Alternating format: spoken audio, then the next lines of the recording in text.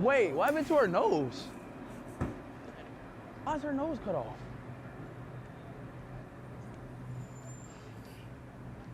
Did it fall off, Chad? Everyone asking me, just coming here, who I think is without nose. Wait, I have a question. Why is his nose gone?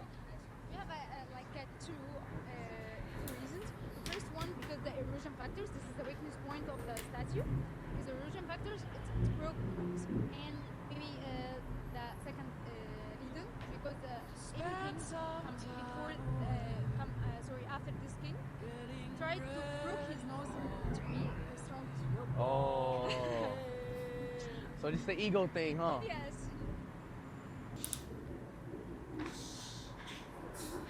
Família,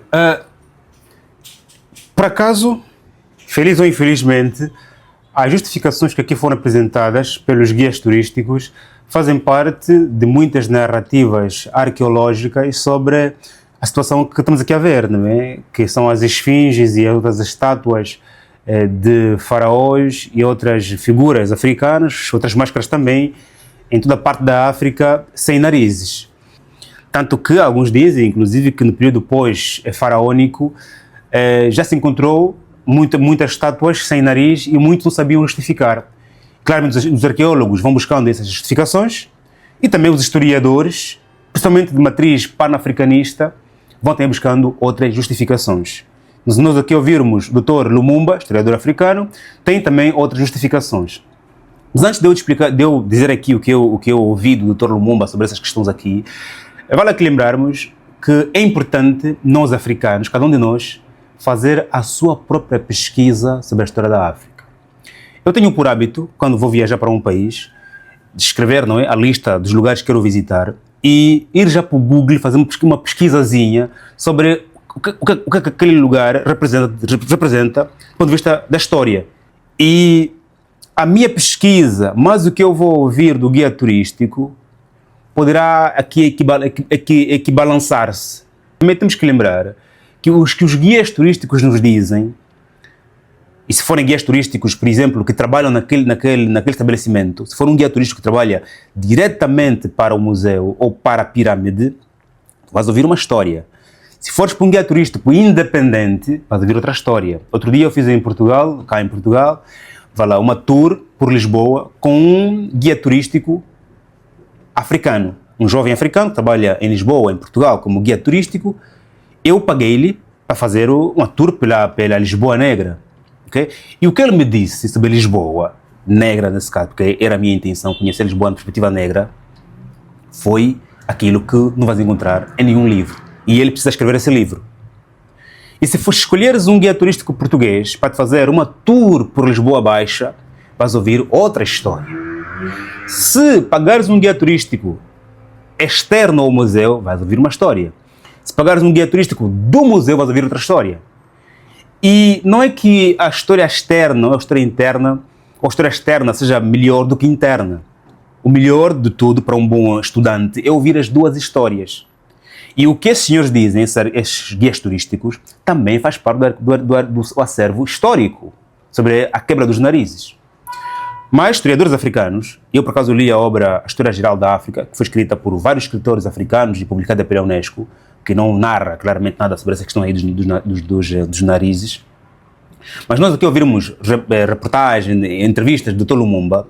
Ele diz que, ou seja, sustenta a ideia de que foram os colonizadores europeus que quiseram quebrar traços africanos, né? O nariz é um traço da fisionomia africana. Queriam quebrar, apagar traços africanos e quebrar o nariz era uma via, para que os africanos não pensassem que de facto os seus heróis também tinham narizes finos ou narizes grossos.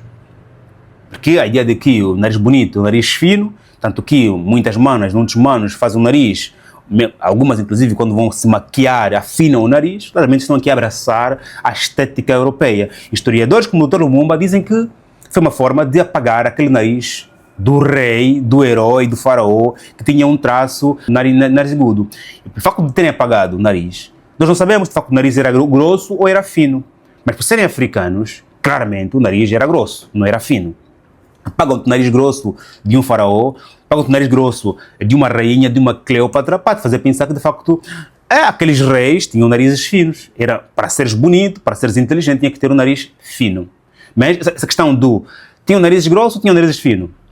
Para nós é mais viável acreditar que tinham narizes grossos por serem africanos iguais a nós. Mas alguém pode vir aqui dizer que não, tinham narizes finos.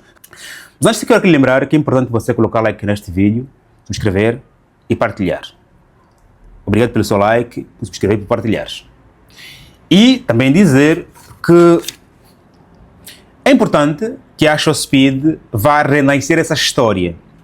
Primeiro, pelo fator idade, ele tem um público grandemente adolescente e jovem, e é importante que os adolescentes e jovens entram desde muito cedo em contacto com essas discussões.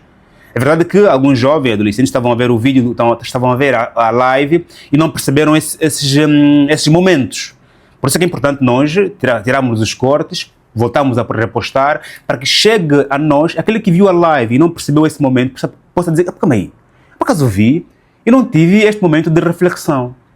Por que razão os narizes dos nossos reis, dos nossos faraós, das Cleópatras, das várias máscaras que nós temos, foram quebradas? Então temos aqui duas narrativas. A primeira narrativa, que é chamada Inoclasia Antiga, onde narram os arqueólogos de que toda vez que um faraó, um rei caísse, era importante quebrar o seu nariz para desativar o seu poder. Depois temos a análise do Luther, ou seja, vamos aqui desativar o nariz, ou quebrar o nariz do faraó, do rei, do que seja que ele for, para que eu, roubando a sua catacumba, os seus espíritos não venham contra mim.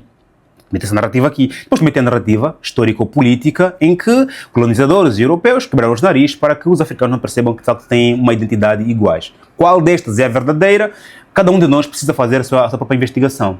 Se você perceber que de facto foi por facto dos narizes dos nossos reis serem iguais aos nossos ou aos dos europeus, precisarás investigar até que ponto o nariz era fino ou era grosso. Ou até que ponto essa história de eu quebrei o nariz para que o espírito do faraó não me persiga, naquela altura essa explicação fazia sentido. Porque há teorias, há justificações que em certo momento da história faz sentido. E também há histórias, há narrativas, há explicações que em certo momento da história fazia sentido. Como por exemplo, fiz cair um faraó, vou quebrar o nariz dele para desativar o seu poder. Quebrar o nariz é para o pedaço da máscara mais fácil de quebrar. Vou quebrar o nariz, podia quebrar a estátua toda, mas vou deixar que ele faça parte da história. Ele faz parte da história, mas quebrei o nariz para desativar o seu poder. Ou então quebrei a orelha, quebrei um olho. Okay? Portanto, são várias narrativas. Temos aqui a Luther, temos aqui a Inoclasia Antiga, temos aqui questões voltadas à religião / política. São 3 narrativas e cada um de nós precisa continuar a fazer as suas pesquisas para que possa claramente chegar ao fim último da história. Mas eu acho que a única forma de aqui alimentar, enriquecer o nosso acervo literário em volta das máscaras e história da África é claramente lermos todas as versões e depois no final do dia nós dissermos não. Aquela teoria me convence. Aquela me convence. Sem paixões religiosas e políticas, muito menos históricas, sem paixões, você diz, aquela história me convence. Até que ponto aquela história que te convence te alimenta? Okay? Mas parabéns ao Showspeed pela pergunta, também pelo facto de nós também temos interesse claramente em perceber até que ponto estas narrativas nos alimentam. Aliás, quem já foi para o Vaticano, em Roma, sabe que as estátuas, muitas delas estão nuas e os pênis foram cortados, foram quebrados. Pênis, vagina, tudo foi quebrado. Quem já foi ao Vaticano sabe o que eu quero falar. Por que é que se quebrou os pênis e as vaginas? Porque na antiga Europa, um homem nu, em estátua, era elegante, era bonito, era charmoso, era fino, era intelectual. Na Europa moderna, um homem nu, uma estátua, já é um atentado à moralidade. Portanto, a dado momento da história, uma narrativa faz sentido e no outro momento da história, uma narrativa não faz sentido. Até hoje, pela Europa, você vê muitas estátuas nuas, mas em grande parte, as estátuas nuas foram quebradas os pênis, porque já é um atentado à moralidade hoje. Mas ontem, uma estátua nua, ela é realmente bonita. Com essa opinião em volta desses narizes, faz um like, que vai estarmos juntos e até já.